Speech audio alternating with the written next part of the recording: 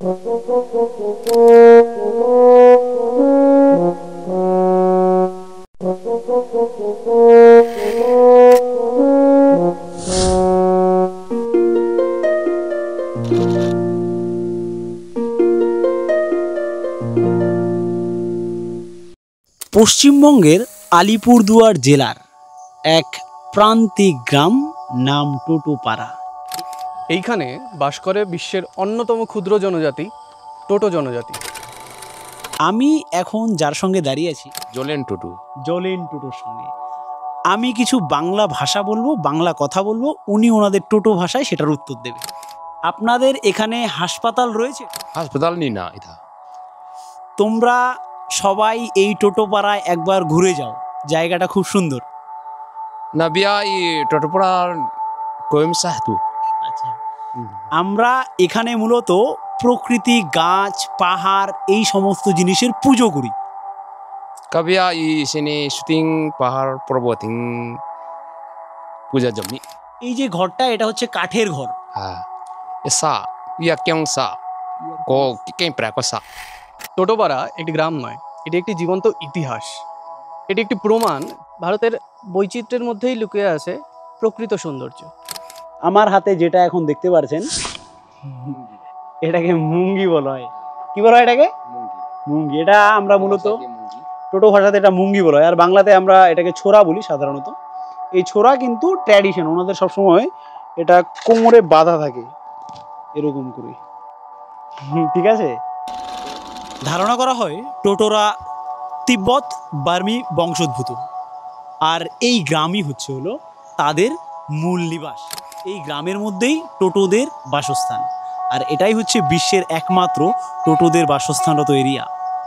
একটা সময় এই টোটোদের সংখ্যাটা খুবই কমে যাচ্ছিল, কিন্তু আজ বিভিন্ন উদ্যোগ নেওয়াতে, সরকারি এবং বিভিন্ন সমাজসেবীরা এই উদ্যোগ নেওয়াতে এই সংখ্যাটা ধীরে ধীরে বাড়ছে।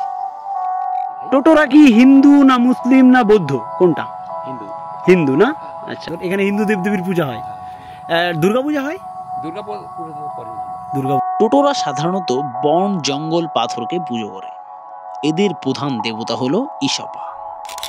টোটোদের পুরোহিতদের নাম কাইজ। কোন পূজা করেন এখানে? আমাদের তো পাহাড় জঙ্গলকে এরকম। আচ্ছা আচ্ছা, পাহাড় জঙ্গলের পূজা করেন। পাহাড় জঙ্গল।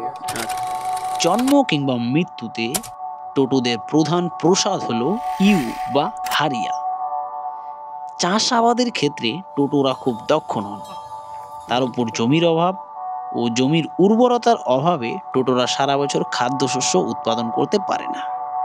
টোটোরা চাল, ভুট্টা, মারুয়া, কাউন, কমলালেবু ইত্যাদি চাষ করে থাকে। টোটোরা ইন্দো মঙ্গোলীয় গোষ্ঠীর একটি বিচ্ছিন্ন শাখা। এরা 13টি গোত্রে বিভক্ত। আর এই টোটো, তাদের যে সংস্কৃতি, একটা আলাদা, সবার থেকে অন্যরকম। তারা নিজেদের সমস্ত প্রয়োজনীয় জিনিস, নিজস্ব ভাষা, সংস্কৃতি নিজেদের মধ্যেই এখনো পর্যন্ত গর্বের সঙ্গে তারা ব্যবহার করে চলছে। এই টোটো জাতি, তাদের নিজস্ব কোনো লিপি নেই, তাই তারা তাদের ভাষার জন্য বাংলা লিপিকে ব্যবহার করে থাকে।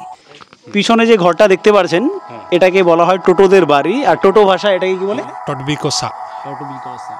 টোটোদের বাসগৃহগুলি মাটি থেকে 5-6 ফুট উঁচু মাচার ওপর তৈরি করা হয়। কাঠ, বাঁশ, ওডলা ও গাছের বাকলের রশি দিয়ে তৈরি এই গৃহ। এই বাসগৃহগুলির নিচে টোটোরা গৃহপালিত পশু যেমন গরু, শূকর পালন করে।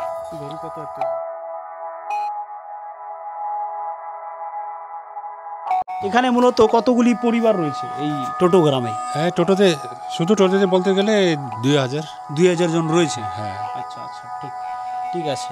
এই রকম ঘর মূলত এখন দেখা যাচ্ছে না, কমে গেছে। হ্যাঁ, প্রায় এখন।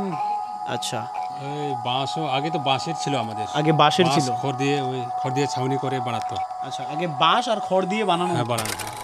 এই টোটো পাড়াতে আসতে হলে আপনাকে এখানকার অন্যতম কেন্দ্র মাদারিহাট থেকে গাড়ি কিংবা জিপে এই স্থানটিতে আসতে পারবেন।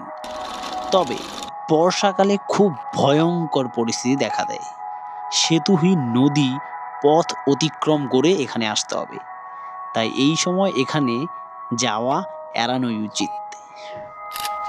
ये जो रोड है इधर कभी ब्रिज नहीं था ना? नहीं था, कभी भी नहीं है। अच्छा अच्छा, दिक्कत होते ना आप लोगों का? होता है जो उस पर से इस पर आते नहीं सकता है, इधर से उधर नहीं जाता है, पानी हो जाता है ना पूरा? बहुत पानी। अच्छा, इधर कितना ऐसा कितना जगह है? तो एक ठो और एक ठो वहाँ पर है बड़ा नदी, उस पर अभी पानी भी चल रहे हैं वहाँ। हाँ